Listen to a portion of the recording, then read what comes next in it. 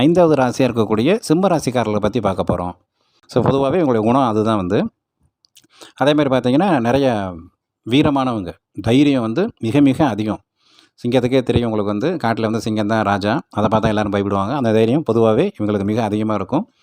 நெஞ்சு உறுதி அப்படின்னு சொல்லக்கூடிய அதுவும் அதிகமாக இருக்கும். எதனாலுமே ஃபேஸ் பண்ணுற தைரியம் சிம்மராசிக்காரங்களுக்கு மற்ற ராசிகளும் மிக அதிகமாகவே உண்டு. அதே நேரத்தில் இவங்களுக்கு சாஸ்திர சம்பிரதாயங்களில் நிறைய ஈடுபாடு கொண்டவங்க, அது நிறைய மதிப்பாங்க.